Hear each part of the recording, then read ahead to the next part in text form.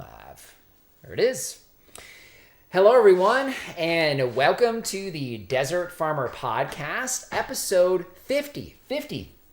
We've done this 50 times. Wow. So, I mean, it's taken us 4 years to get there, but for the record, we took a huge break, and we were only doing them once a month in the beginning. So, but just really appreciate you guys being here today. Got some great stuff to cover here. Definitely timely with our topic of the day. So, and we will obviously be getting to your questions. But before we do that, we have a few housekeeping notes to share with you guys. Housekeeping note number 1 from Lori would be what?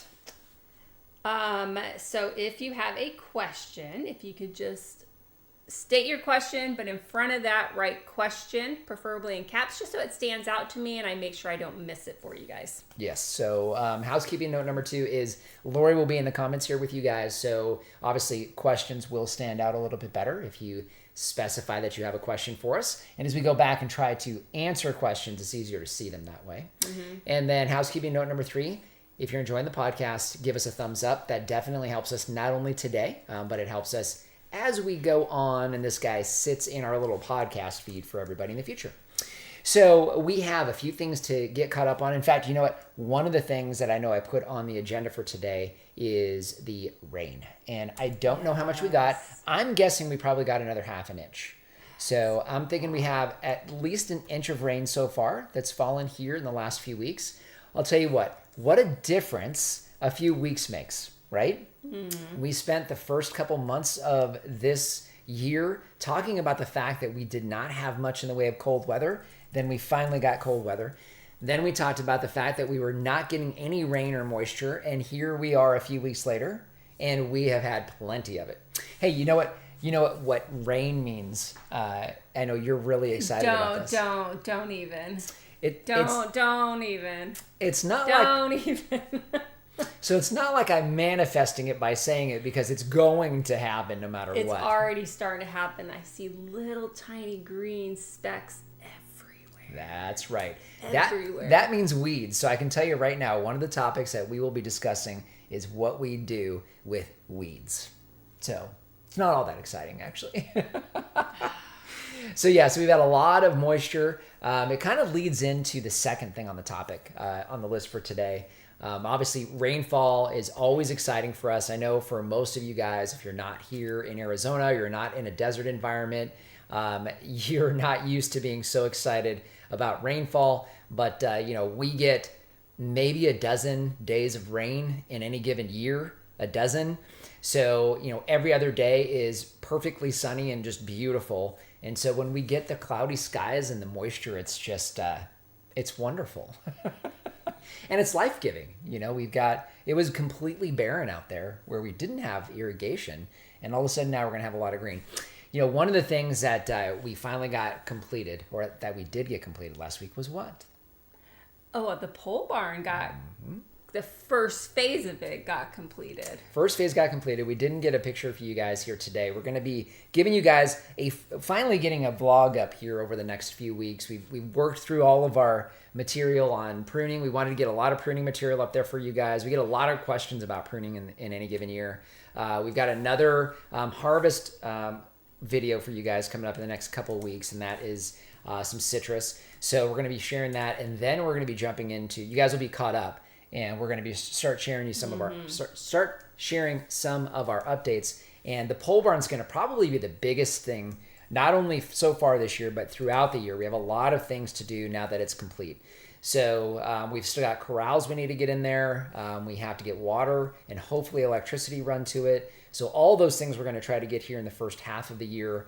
And then, of course, get animals moved into it. So we want to show you how that's going to work. Mm-hmm. But one of the goals on the back of the property is to have a desert pasture back there, so a dry pasture. So we're going to be sharing with you guys as we go through this year and subsequent years what all of that's going to look like. So lots of work to do around that. But watching the rainfall around it, we'll have to do a little bit of earthworks in order to push water around that area. Mm-hmm. We did put it on a high spot, but there's a little bit of water that runs through that area, so we're going to have to redirect that a little bit. And we want to make sure that we're holding on to that on the property. So a lot of earthworks that we're going to be doing and sharing that with you guys here as we go not only through this year, through subsequent years.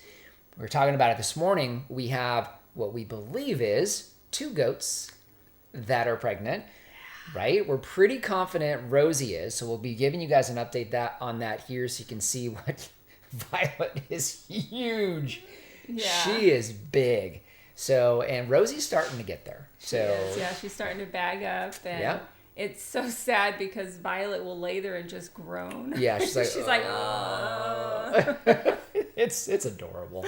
You feel bad for her, but she's like, She has no idea what's going on. It's their first, kiddings that they're doing, and yeah. They don't know. They don't know They have yet. no idea what's about to happen to them. Their life is about to change forever. Yeah, exactly. So lots of stuff to share there with you guys. Really excited about the pole barn in the back half of the property. You guys have been asking us what we're going to be doing back there. Why is there so much open space? Blah, blah, blah. Well, this is the reason why. So we're finally getting to that. We just needed the funds to do it. The farm has to support itself. And so, it has to fund all of this. And so we've been holding some cash reserves for this. And so we're finally able to do some of it. So more on that to come. Yep. All right. So before we jump into the topic of today, one of the things that happens this time of year is planting, right? So we're in the middle of its peak planting season. We've been planting. You guys are going to be watching one of our first planting videos tomorrow. We will be doing a bare root planting. We actually did it back in January. It was either January or February. It might have been February. I can't remember exactly, but it was several weeks ago. You guys will see us planting a jujube, a brand new jujube. So we're going to show you how we do that. And in that video, amending soil does come up. So had some questions that came across last week with folks planting trees, asking that question. And so we figured it was a good time to address it now while we're in the middle of planting season. So before we get to that, is there any quick questions that I can answer? And then we'll get to our topic of the day. Yes, we have several questions on here. First one, it's cut off, but I read it before it's now cut off. So have someone that's out here in Whitman has... Howdy, neighbor. Has a lot of rocks in the ground and just asking, any suggestions on that. They feel like they need to excavate or bring in some machinery to grind up the rocks. Well, okay, you definitely don't want to grind up the rocks. You don't need more minerals in our soil. Our soil is very, very mineral rich. Grinding the rocks is not going to really do you any favors. However, you said you're in Whitman and you got a lot of rocks. Near Whitman, so I don't know exactly. Okay, so you might need to send us some pictures. I'd be curious to see. I'm curious now to see what you have as far as rocks. Now, if you're up close to a hill or a mound of some sort, those are usually rocky. So if that's the case, it may be very difficult to do really much of anything there. And then obviously you'll need to be bringing in some native soil. So your best bet, our native soil is actually very good. And if you're planting fruit trees, our soil is just fine. So, obviously we talk a lot on this, on the channel about what we do with our soil, but it's actually very conducive to growing fruit trees. And if you're going to be doing in-ground crops, which can be a challenge here because of all of our varmints. So between the ground squirrels and the rabbits, both cottontail and jackrabbits, it's very difficult to grow, can be very difficult to grow in the ground. However, people do it, and you may need to bring in some screened soil, just some screened desert soil. If you're doing fruit trees, that's really all you need. If you are going to be doing in-ground crops, a combination we found native soil, about a third of each of these, native soil, sand, any type, and some type of compost, which you can get from Arizona Worm Farm or something like that. Those three things will work well if you're looking at doing some in-ground crops. And honestly, all three of those would be fine if you were going to be doing fruit trees, but you're wasting your money because you don't need to do that. It's very inexpensive to get screened soil. So if for some reason you're going to have to do that, you can. However, if it's just a matter of having rocks, so you're not on rock, it's just having rocks in the soil and you have some of the soil, it would definitely be worth screening it. You may have to do some screening. If you drive by any new construction that's near washes, you'll typically find a lot of river rock there, and you'll see those big screening. They're metal They're at an angle, about a 45-degree angle, and there's metal. It's a metal form, so almost like a cattle guard that's at an angle, and they basically just pour rocks with a dozer, and you'll basically have screened dirt, and that will work too. So a lot of work if that's the case.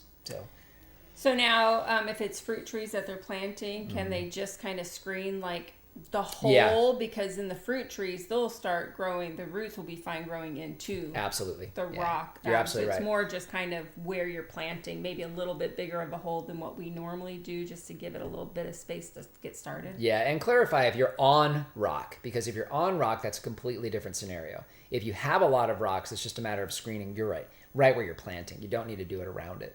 So yeah. Yeah, fruit trees are pretty good with. They're great, and you know get them from Reed, or get them from a local nursery. We talk about that for citrus, and they're going to work through your soil anyway. So yeah. All right, so question, why does Dwayne say that Arizona doesn't change their time with daylight savings, but on the time zone map, it shows that the northeast portion of Arizona does in fact change theirs? Oh, I didn't know that. I didn't know that either. Yeah, so I'm maybe that's the I case. assumed it was all of Arizona, Yeah. We don't here. but yeah, nope, we don't. So I don't know. Maybe it's up there near one of the other states. That's possible, I suppose. Michael, you hate weeds? I hate weeds. With a passion.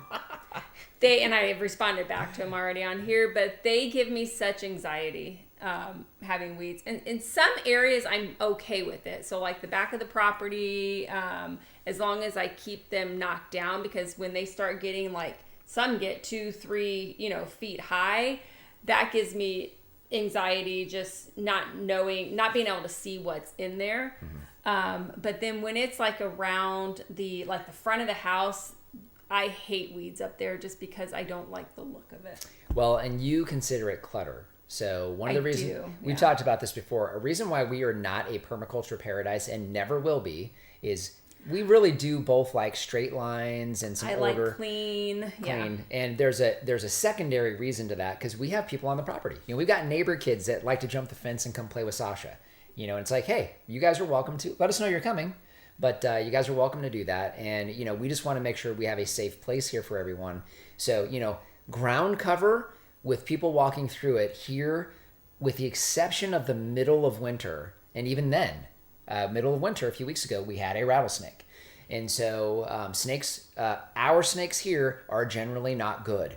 And so, that can literally kill somebody. So that there is a very real, important, and specific reason, and good reason, why ground cover here can be challenging. Yeah. So we clean it up. Yeah. Yeah. All right. What else? What is the drink and or fruit of the day? Actually, I want a little piece of little drink. Actually, you know what? I can grab fruit. You grab your drink. What is your drink? Okay, so fruit, I don't think we planned on doing a fruit, but we did harvest the rest of our grapefruits off of the tree. Right now, I just have a seltzer water that has a little bit of grapefruit juice in here, and then I have a grapefruit martini already made, ready for later this evening. Yeah, and if you guys have a good suggestion with how to use grapefruit juice in a adult beverage, we'll take it. So, but yes, actually, we probably could show this real quick, and then we'll jump to the question of the day. So this is a grapefruit. I know that's shocking. This is the last piece of citrus that we harvest. So we harvest this in March. You can actually harvest this into April, and they get sweeter as they hang on the tree longer. Now, we bought this as a ruby red grapefruit, and it is absolutely not a ruby red grapefruit. It looks like it's probably an Oro Blanco grapefruit, which is fine. They taste very good. They're a little bit of sweet, and then they have that kind of bitterness that grapefruit always have. So, but it does well in an adult beverage. Yeah. So that's the way we like to do them. And then, obviously we don't eat sugar, but a little bit of sugar sprinkled on there would make a nice little addition to breakfast. So obviously a wonderful source of vitamin C, and then, your citric acid. So there's some great stuff in these guys, and they're nice and big too. Mm-hmm. So, this is bigger than the softball. Most people would say it's about the size of a grapefruit. So that is kind of a reference. So yeah, there you go. So yeah, beautiful piece of fruit. We would have liked ruby red because that's what we expected to get. That is what I wanted. Yeah, and it's not a ruby red. All right, question of the day. Are we there? Yeah, we have lots of questions, but you could do question of the day, and then we'll get back to all these questions. All right, we will get back to those questions. So the question, this won't take too long, but if you can jump over to my notes, I want to make sure I stay on track. So again, we had this come through. Actually, a couple different people asked this question on different videos in the past. So we'll be addressing this in the video that we talk about tomorrow, and I'll talk a little bit about it here today. But the topic of soil amendments comes up here pretty regularly. And I will tell you that our stance and position, it has been cultivated strongly over the last 10 to 11 years, because we've been planting heavily here in Arizona since 2014, end of 2014, beginning of 2015, and here we are in 2025. That's when we first moved out to Whitman. However, we planted, it was either 13 or 14 fruit trees on the property in North Phoenix. So we lived just off of Cave Creek in Union Hills. And so when were planting trees there, we followed kind of the same thing. So we've never really done amendments. And that's the short answer to this is it depends. However, we generally do not amend the soil. So there's a lot of reasons why, and there's some caveats to that. So the first caveat you guys are going to witness tomorrow. So while I'm spending this time explaining why we don't amend soil and the reasons why and the important caveats therein, you guys will watch us amending soil tomorrow. So I want to talk first about the exceptions to when we do amend soil, because generally speaking, we do not. So the first and really main time that we make an exception and we will amend the soil is when we're planting a bare root fruit tree. It's really the only time we vary from this. And the reason why, and we'll explain it in the video that's going to post for you guys tomorrow, you guys can see it in our bare root planting videos from the past, is you need to make sure that you're softening and conditioning the soil, because a bare root tree does not have feeder roots on it. So it might have a few, but for the most part, the feeder roots are not there. You know, obviously the roots have been cut back. You're dealing with a very, very a lack of a root ball. There's no hair roots or anything in there. So the soil itself, first of all, it needs to completely get around the roots. It's extremely important you don't have air pockets and other things around these bare root trees. Second thing is that soil needs to form around the tree, and you need to allow feeder roots to come out of those roots that are left, your bare roots. So it needs some nutrition, and it needs soft soil in order to start moving out from the rootstock. So the main exception, and really the only exception for us, is we will amend the soil slightly, about 30%. We just use some potting soil or that amend soil that you guys can find at Home Depot or Lowe's. Any one of those compost type soils, we'll amend about 30% or so with native soil, mix it up really well, break down all the dirt clods to make sure we get those roots completely encompassed in that soil. And again, it's only in the planting hole. So that would be the primary exception. Now, the other exception obviously is going to be non-fruit tree related. So if you're going to be growing crops in the ground, so you're going to be growing your vegetable crops or your annual crops, then doing some soil amendments can definitely help. If you want to till, we only would till in the beginning, but if you wanted to till in some compost or something like that, if you're going to be doing some type of irrigated pasture, we could do that. You could do that with your sorghum, let's say. Any of those cereal grasses, if you're going to be laying those down on the ground, then some amendment to the soil will definitely be beneficial because that will soften up the soil. However, if you're planting a potted fruit tree, generally speaking, you will not need to amend your soil and should not amend your soil. And the main reason why is that tree, in order for it to grow, thrive, produce, and survive in our desert climate, it has to become accustomed to our soil. It absolutely has to. So I said there's some caveats to this. You guys know how we design our rings, and we are big fans of heavy mulch, and we specify that you need to water and irrigate away from the tree. So you guys know we put 6 to 8 foot plus wide rings around our trees, and we are constantly irrigating that and saturating that soil with moisture, and then we have heavy wood chip mulch on top. that allows the moisture to start breaking down our hard soil and allows those trees with those small feeder roots to grow out into the natural soil. Now, of course, the right rootstock, very important. We talk about how important reed is to us here in Arizona. I hope he keeps chugging along because he lost a big chunk of his inventory this year to last summer in the heat. But that's a great option for citrus. Your local nurseries like Summer Winds, Elgin Nursery, Whitfill. You've got several of these. Richard's Garden Center, their citrus trees come from Yuma. All of those are designed for our soils as well. So those will help. But even if you get an inferior rootstock, so you're getting a Dave Wilson tree from another big box store or you're ordering online, those, while the rootstocks are not ideal, having those rootstocks still have to grow out into our soil. So again, generally speaking, for all of us here, don't amend the soil. You guys know we do add fish emulsion. We are fans of vitamin B1. I've heard and read some different things that it may or may not do anything, but it's not going to hurt. So we always do that when planting. And if you wanted to put a little bit of fertilizer in there, you definitely can. Just be cautious, especially with things like a bare root tree. Those can definitely burn those little baby feeder roots that are coming out. So I know I had a few additional notes. I want to make sure that I get all those in for you guys and then I can answer some questions. But did I tap all my notes? Yeah, good with rootstocks, should allow to grow in soil, and then be sure to irrigate properly, and then just make sure that when it is younger, you're going to irrigate closer, and then you're going to do further away as it gets older. Right. So you guys know we have our double ring design, or if you're going to be using drip irrigation, that's actually even easier when it comes to watering up against a tree for the first few months. You just run, a 1/4-inch line. You can literally attach it right to your flag emitter and then extend that and then just snip that off after a few months. So, because you don't want to continue to water up against the tree.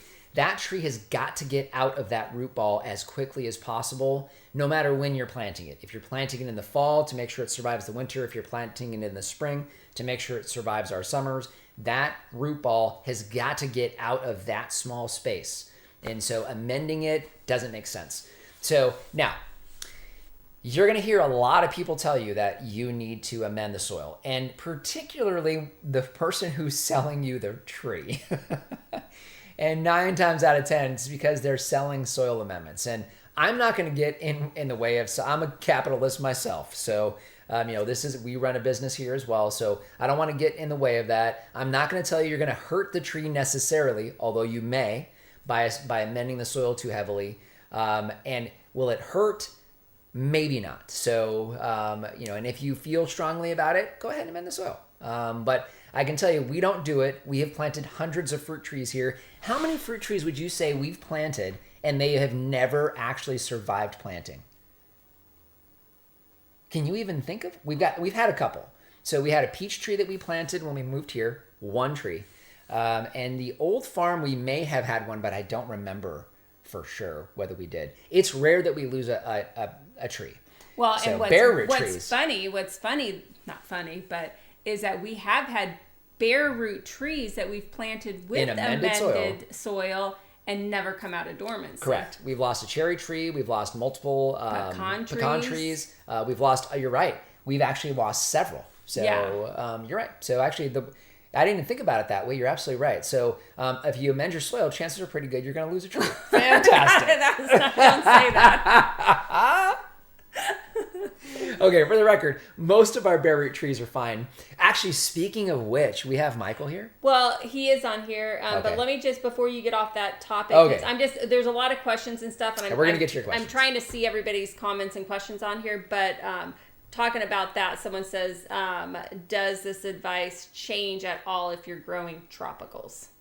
No. I mean, now, so tropicals have a whole nother set of issues. So tropical trees do require more nutrition because they're evergreens. So just like your citrus trees, you're going to need to have a little more nitrogen. So you're going to have more nutrition.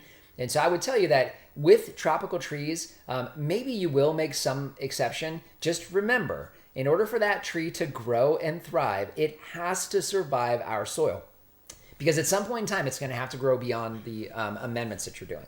So, one other note is make sure you're fertilizing away from the tree. So, because fertilizing year over year adds nutrition to the soil. So essentially what it's doing is conditioning the soil, and it's adding that nutrition that it needs. I will tell you, we did not amend the holes for the guava trees. And if you guys saw pictures of those guava trees, they were big and beautiful and very productive. Of course, they died in the wintertime because that's what they do here, but we never amended that soil.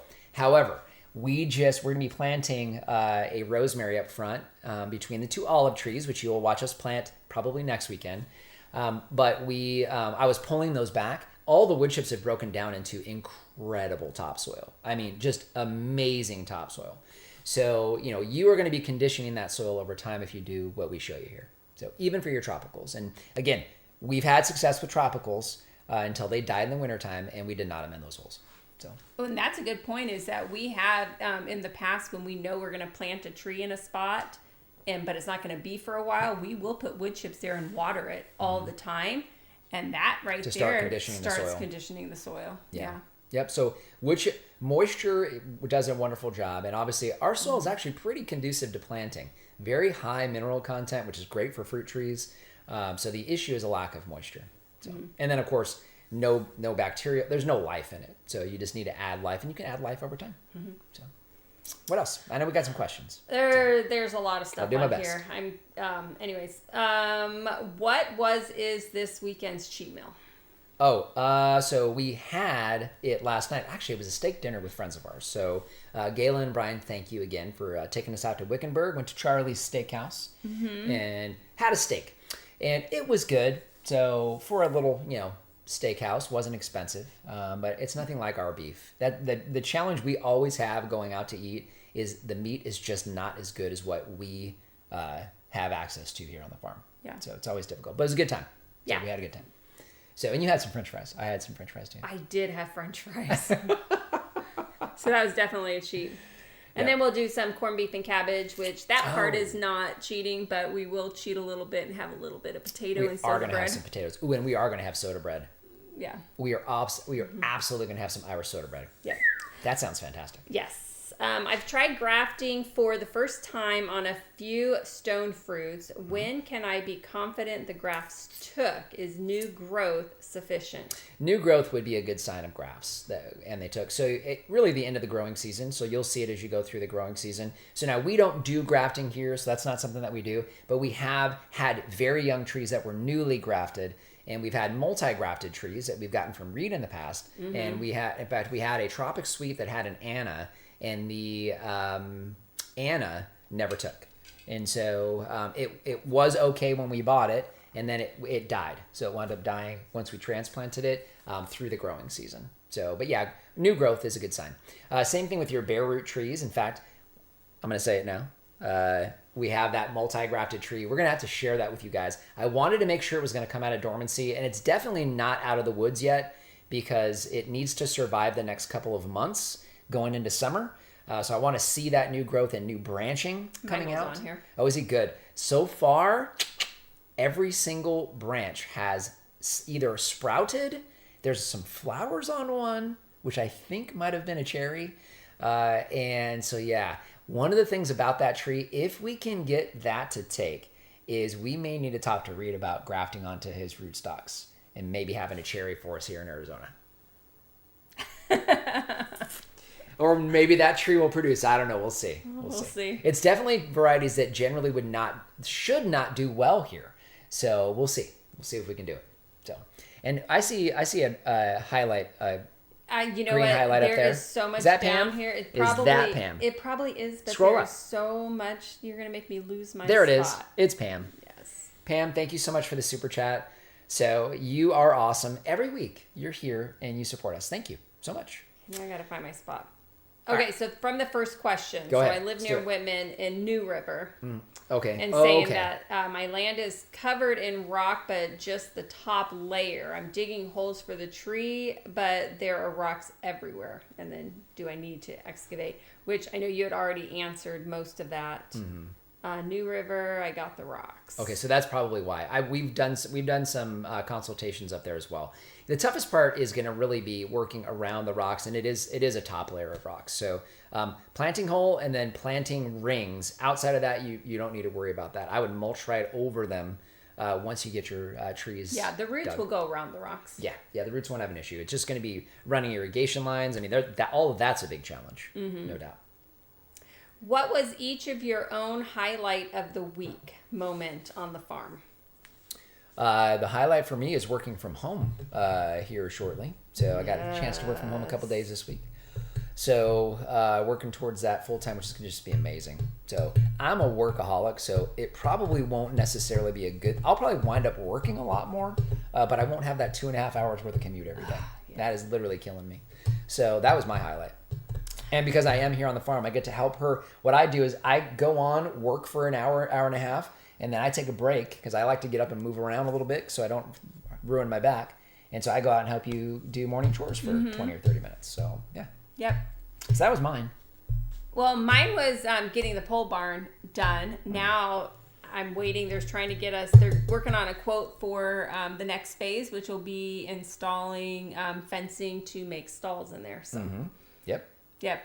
And then confirming that Rosie, I'm pretty confident she's pregnant. That was kind of cool. Yeah, I'm pretty confident she is. Yeah, so she's not normally that wide. Well, and she looks like she's bagging up. Yep. Yeah. So that's exciting. It is exciting. So pickaxe for sporadic rocks. What changes are needed for the Edge of Nowhere farm to be technically called the Edge of Nowhere homestead? Well, we can call it whatever we want. I mean, I think it would definitely classify as that, or a farmstead or something like that. I think, as far as farm is that we do sell stuff. So I would think Quite homestead is, maybe not as much that we're selling. Yeah, raising. I think of a homestead as a hobby. Or like a hobby farm. So in my mind, that's a homestead. So, maybe you'll sell some stuff to kind of offset some of your costs. This is a going concern. So this is something, we did our taxes. We had to pay taxes this year. So, we had income that specifically was the farm. So farm income. So that's for me, that's what designates it more than anything. But it would still qualify as that. I mean, people could call it either, Sure. It could be either one. Yep. So I think the difference is, the income portion of it. So, Lori derives all of her income is derived from the farm. All of it is. So, that is a farm, and it's farm income. We have Schedule F. So we have to, we fill out, our accountant does a Schedule F for us. We have, capital expenses. We have all these things that are absolutely a farm. So, we have a Schedule F. So we are a farm. So we pay taxes as a farm. So we're definitely a farm. Mm-hmm. We had gone around about, adding all the different livestock, and the fact that you could even be farm and ranch is actually probably more descriptive of what we do, because, most of the income on the farm is actually meat. It's from animals. Yeah. It's from livestock. So, and, our beef, which a friend of ours finishes for us. So, between those two, and obviously they're not here, at least not yet. We talked about that too.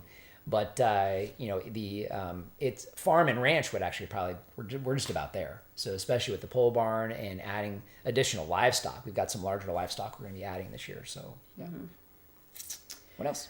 We have Matt that also planting 2 jujubes. Oh, very accidentally good. Let them wake up through those, so I need to wait a bit for last frost to pass. Okay. So Chris says that the Navajo Nation in Arizona changes time. I know. Okay. And Brian said it's because it was decided by the Indian reservation to change the time along with the rest of the country. All right. Well, there you go. Did not know that. So if you're part of the Navajo Nation, you do. For the rest of us, we don't. Yep. Do any of you like or dislike when a farmer's tan is a side effect of keeping up with the farm? I'm sure I have one, so it's down there somewhere. But usually it's on the arms, and it's usually during the middle of summer. Yeah. So it seems like, because it's uncomfortably hot outside. You would have it more than I do. I do, and I think that's why I wear a lot of tank tops. And I know I get yelled at for being in the sun, but I don't have a choice. Well, and and I you're don't not like sunscreen. and you're in the sun in the morning, so which is healthy. Yeah. So and obviously, yeah, but and what was the question? Do any of you like or dislike when a farmer's tan is a side effect Oh, of gotcha. keeping up with the farm? Yeah, it doesn't bother me. Yeah, it doesn't faze me at all either. So, but I guess I almost have a reverse one. My hands, because I wear gloves all the time, even if I'm wearing a short sleeve shirt, those don't get tan, and everything else does. So, but it is it's called the farmer's tan for a reason, because you're wearing a shirt out there, and you're out there all the time. Yeah. So. I have a pomegranate cutting that's finally ready to plant in ground. Will this young cutting survive the summer? I'm in the West Valley. I don't know. So it probably will. As long as it can get roots established, you'll be okay. If you're putting it in the ground right now and it doesn't have any roots, I would say you might want to cover that with some shade cloth. That may not be a bad idea. So putting a shade cloth above it for peak of summer, so starting in June, may not be a bad idea. And make sure you're maintaining moisture. So especially once you get into June, because if it's got baby feeder roots out there and you start getting 120, 125 and bone dry, that's a problem. So, but it may. And pomegranates do fantastic here. I mean, we had our pomegranate. So if you guys saw, we had, was it 3? When did we have that microburst come through and rip that pomegranate out of the ground? 3 years ago? That was several years ago, yeah. I think I want to say it was 3 years ago. And it literally took our pomegranate. I don't remember which variety it was. Might have been the wonderful pomegranate. I think it was. Yeah. So it took that pomegranate, ripped it out of the ground and threw it 100 yards away. So it literally just flew, like Wizard of Oz, it was gone. And there was literally just a hole there. And so, we thought, okay, well, we'll have to come back and replace that. A month later, we started getting sprouts out of the ground. That tree is now 6 feet tall and 6 feet wide. So, they are beasts when it comes out here. So you probably will still be okay. Yeah. Is the upset stomach better now? Lori from last weekend. Yes. Thank you, Michael. It got better that evening. It was just a little, I can't remember what it was. Yeah, I wonder what it was. I had one a couple weeks ago, so it might have just been that sour stomach that kind of went through a little bit of a virus. I've grafted a pluary 2 years ago. It is now flowering, but my Santa Rosa plum is not flowering yet. There is a apricot also flowering. Will they pollinate each other? So apricots don't pollinate a plum hybrid. So now, if you have an aprium, it might be able to. But probably not. So I know the pluary that we have it planted with a Santa Rosa. Well, one of them. The other one is the burgundy plum. But I can tell you, we've had those flower. Like right now, for example, the sweet treat pluary is flowering heavily. There's hundreds and hundreds and hundreds of flowers on that tree. And there's not one on our Santa Rosa. And that happens from year to year. And we don't have an issue. Still have a lot of heavy fruit set on the sweet treat. So I don't think it's necessary. At least not in our experience. So I think you're probably still going to be okay. What else? Darn it! This is so hard to stay in line. I think sun is healthier than sunblock, but I almost always wear long sleeved white shirts out there. I agree. Is that it? Well, there's so much on here that the way trying to do this on a laptop, it's like you if you move too much on here. I should have brought the mouse over here, but it jumps and it makes me skip and I have to find my spot again. Got it. I think the police might come knocking. I'm not sure what that's about. Uh-oh. Who knows? Because we, kind of go all over the place. Sorry, guys. I'm going to go back and read all your comments, but I think that's all the questions that are standing out to me. Oh, very Hey, good. I see Marsha on here. Hi, Marsha. Oh, hey, Marsha. Wait, Sean and Marsha? Yep. Marsha. Dwayne tried to call Sean from a message, but hasn't heard back. I hope everything's okay with you guys. Yeah, you have to let us know. Someone killed their satsuma and grapefruit. Previous owners had established in our first year here. Wait. So it sounds like the property they moved on to had a grapefruit and satsuma, and they killed them. Okay, so it had a satsuma plum, because isn't there a satsuma mandarin as well? Mandarin, yeah. I don't know. So Probably a satsuma. mandarin. It's probably the mandarin because it's a grapefruit also. Yeah. Well, I will say this. So the satsuma mandarin, we had a satsuma on the old farm that always really struggled. Now, caveat: we bought that from Costco. So don't buy your trees from Costco. I'm just going to tell you guys that flat out. You might have success, but in our experience, you generally don't. So just wrong rootstocks is the biggest thing. But the one thing that Reed told us about the satsuma is that the satsuma is one of the mandarins that actually requires a bit more humidity. So it's more of a tropical mandarin, and it does better with humidity. Mm-hmm. So one of the reasons why it may have struggled. Yeah.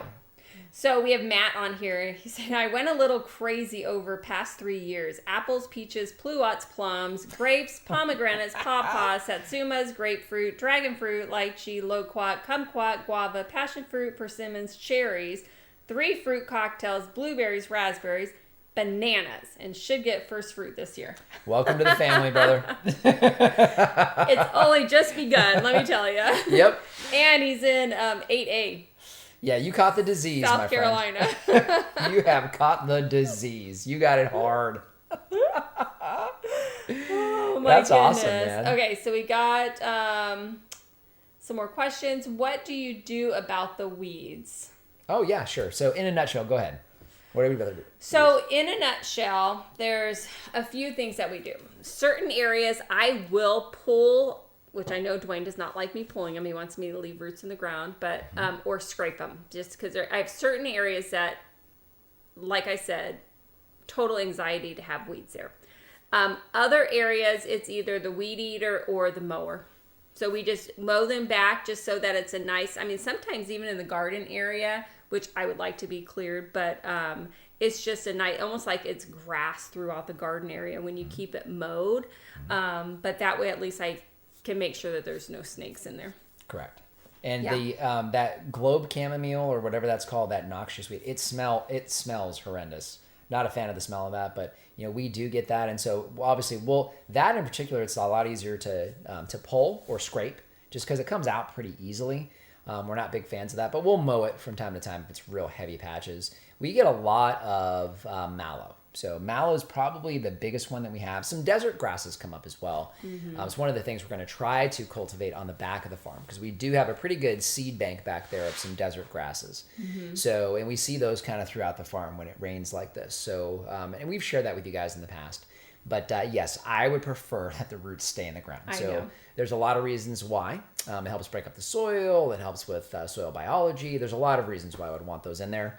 And it's one of the reasons we're trying to get the livestock now onto the back of the farm. We've moved about half of the wood chips off of there. We're going to try to get the rest of those off of there so that we can work on this desert pasture. So, but yeah, so we predominantly use the weed eater and the mower to leave those roots in the ground. And like the mallow, we have animals that will eat a lot of that too. So we do, in areas where we're not mowing it, we can feed those to the animals. Mm-hmm. We have Chase. If you started the farm new, what would you do different? Save more money because it'd be a lot more expensive. That's the honest answer. I mean, we came in, so this farm, we moved here in October of 2019. Everybody knows what happened right after that. So there was a little bit of a pandemic brewing at that point. So we came in right before all the big spikes in pricing and stuff like that because of a lot of things not being available. So the biggest thing, it would be a lot more expensive to do it today. So what would I do differently? I don't know, honestly.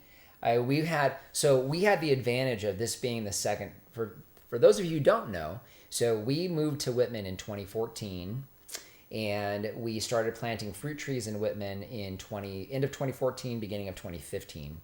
So we learned a lot on that property. So we had over 100 fruit trees there. We started raising chickens there, meat and layers. We started raising pigs there. Mm-hmm. So we did a lot of what we do now there on a small, on a smaller scale. So, we learned how we wanted to irrigate, how we didn't want to irrigate. We didn't want to do drip irrigation, for example. We learned that a shared well can be a challenge with doing what we do here.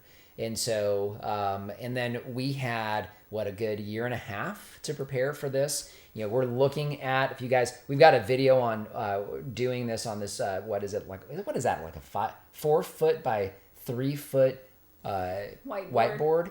So and the farm looks almost identical to that right now, especially with the pole barn. It's not even that far off from where it is. Crazy. Yeah. So we spent about a year and a half planning the farm. And so, we've done consultations for folks, and, we've stopped a few people from making some big mistakes, or at least some costly ones. And we didn't make any costly mistakes here. So, we some basic things like water. We got water around the farm right away, which, we knew was going to be critical. Making sure we had access everywhere. We have irrigation run throughout the farm, or at least where we knew we wanted to have growing areas. I don't know that I would have changed anything, honestly. I can't think of anything just because of how much time we put into preparing. Planning it. Yeah. And we've changed things. So there's been things we've changed. So, we started doing things, or we had a plan for something and it's changed a little bit. But I mean, every time this question comes up, I look at that whiteboard again and go, man, the farm looks almost exactly like that. Mm-hmm. So it's kind of uncanny. So I think, with some planning, you guys know we've got a lot of content out there. When we do consultations, we refer folks to our content all the time because, it really does help.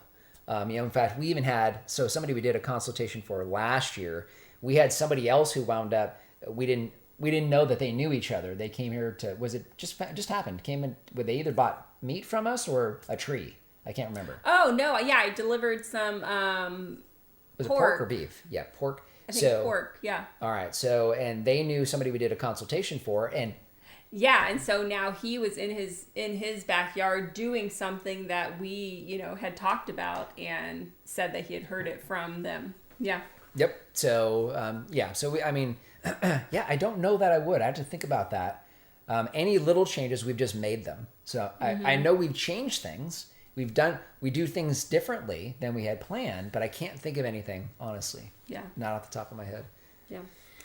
What are the effects of hard water on both the trees and the irrigation system? How do you manage the effects of hard water? So eventually we will have issues with the emitters clogging is really the only issue.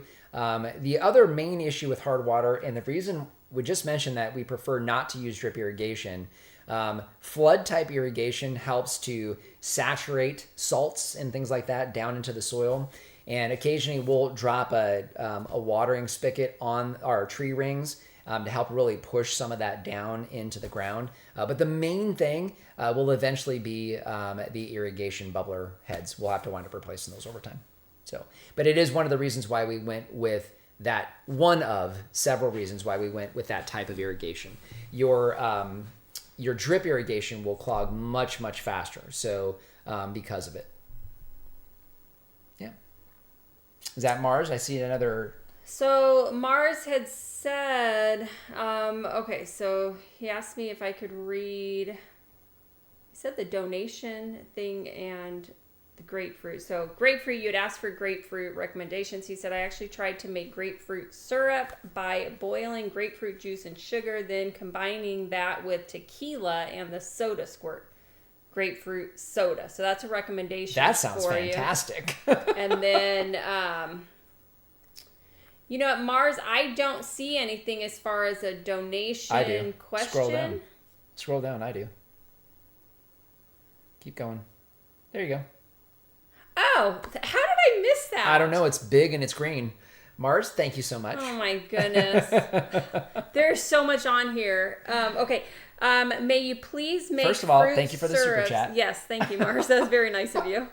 Thanks, Mars. May you please make fruit syrups this growing season and somehow incorporate them into your future videos, mixing with alcoholic beverages. Okay, we can do that. I got to figure out how to do it. Well, it's condensing, so to make a syrup. Yep.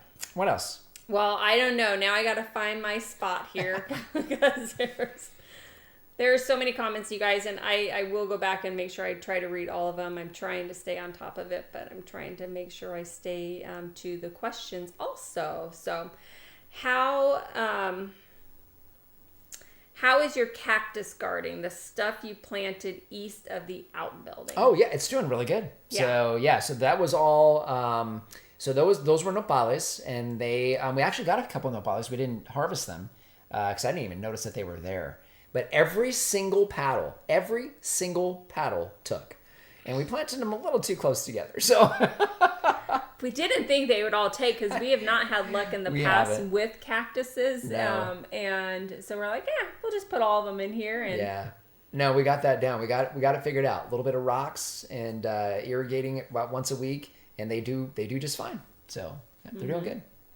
All right, so for cane pruning grapes, is the idea you keep main stem, then the year A you grow out the canes for year B, and on year B you get grapes from year A canes and grow a similar cane?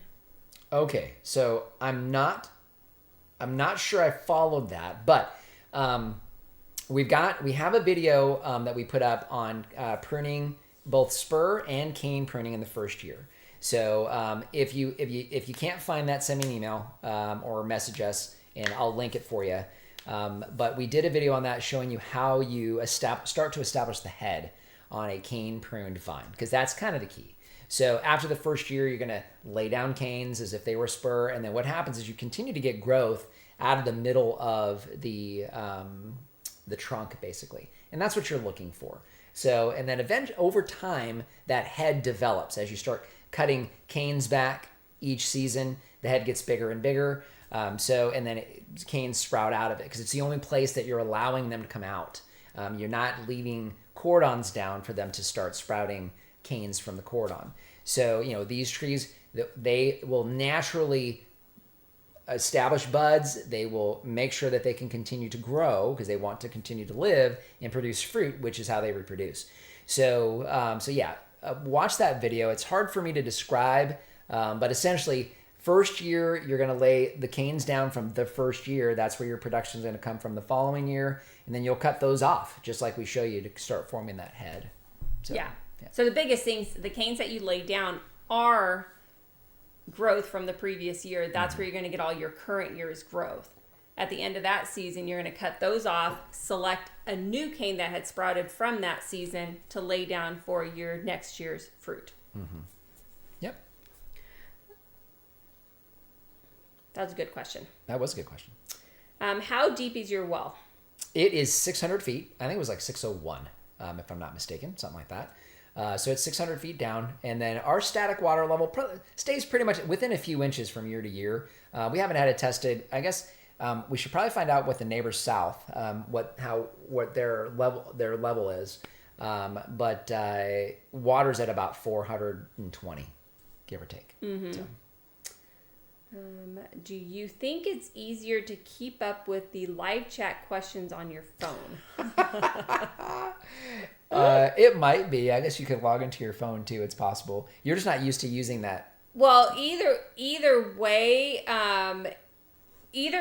what happens is that there's comments, questions, but he's still answering something from way up here. So I'm trying to keep track of stuff, but also keep my spot for where questions are. So I don't think it'll matter if it's phone or laptop, because I'm also trying to pay attention. It's a good thing you do that. I would not be able to. She can multitask. I can do one task at a time. Sometimes not very effectively. And that's why I have asked that people write question before the question, so to try to make sure those stand out to me, that I do catch those and not miss them. Yeah, but it might be. I don't know. Yeah, I don't know. So Matt says, so basically where the current fruiting cane is, so spring this year, I get fruit on a cane. I am simultaneously growing a cane along the same path for next year. Basically, yeah. That's pretty much what it is. And one of the things that we will do is, when I say we, I mean me. So one of the things that I will do, because I'm always thinking about pruning during the growing season. It's weird. And I don't know why, but I just do. And so, especially for all of our cane pruned vines, if I start seeing vines that are coming out of the head and they're going like this, I start laying those down. Either not necessarily on the 3-foot wire, but I'll put them on the wire just above. So that way they're already going that direction. We have a few of them this year that basically all I had to do was basically detach it and lower it, and then just set it on that vine or set it on that 3-foot wire. So I'm always kind of looking for that on our cane prune vines. Yeah. So So your growing season, you're paying attention. You're paying attention because one of those vines that come out will be your cane for next year. Yep, for sure. Do you expect some rain in the next several weeks? Well, I never really expect rain, I'll be honest with you. So, here in the desert, expecting rain, you could be expecting a lot of things that are never going to happen.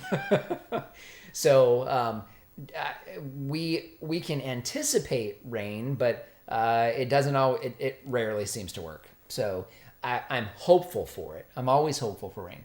And the fact that we've gotten it consistently, I'm hopeful for more. We've had some very, very good spring rains the last couple of years.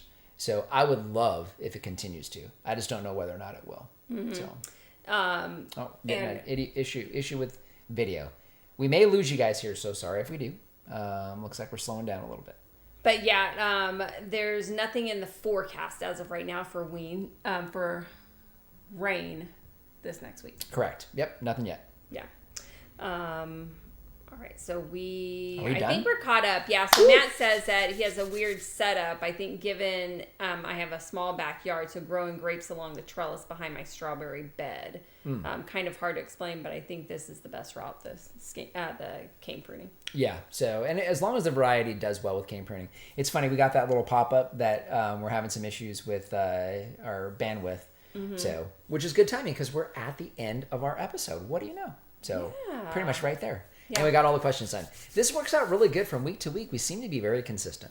Mm-hmm. So just want to thank you guys. One more question that popped up Okay. Mars, we'll get to your last question as soon as he talks here. So just want to thank you guys again. Today was the Desert Farmer Podcast, episode 55. So an important one for us, a milestone for us. Thank you guys for being here today. Some wonderful questions. One of the things that we talk about from week to week, we really want this podcast to be representative of you guys and the questions that you have for us.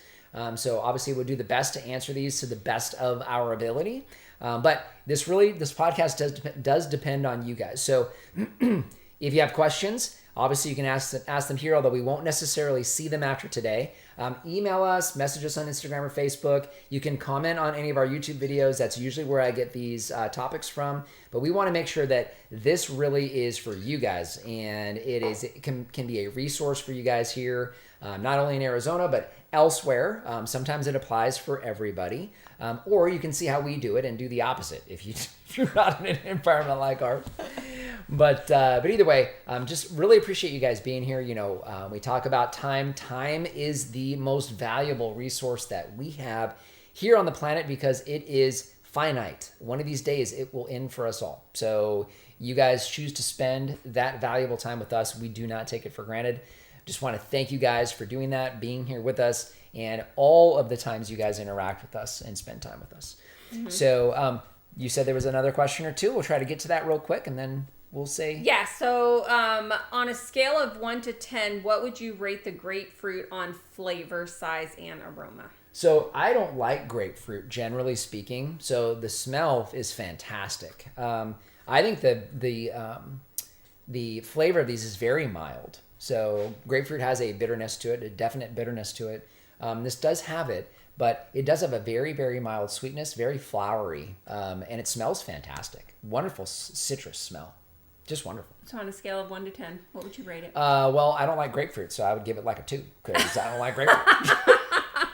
I don't know what to tell you. But we have a grapefruit tree because they grow great. They're massive, and these do really well. But as far as grapefruit are concerned, I guess it's like a 6 or 7 for a grapefruit. So I'd just rather have an orange or, I wouldn't rather eat a lemon. Let's keep it at that. Yeah. Or a lime. And then Abid said, we want to see your pomelo fruit from your tree. Yes. So we will do that once we have them. We'll have to do that next year. We've already cleared that tree. Yeah, that one's empty. So we're still trying to figure out when those are ripe. I think it's November. Yeah. We've been harvesting them in December, so I think it's too late. We good? Yep. I think we are. So just want to thank you guys again for joining us today. This has been the Desert Farmer Podcast, episode 50. Wonderful time with you guys today. Remember, this is a weekly podcast. We do this on Saturdays at 2 o'clock Arizona time. I will tell you, we mentioned this last week, we may have to make an emergency trip up north next Saturday. So we may not be here next Saturday. It was supposed to be today, but because of the weather, we postponed it. So we postponed it. So you may not see us next week. But generally speaking, we do it on Saturdays at 2 o'clock. So make sure you join us the next time we're here at 2 o'clock Arizona time for the Desert Farmer Podcast. But until then, if we can farm on the edge of nowhere, so can you. Bye, everyone. Bye.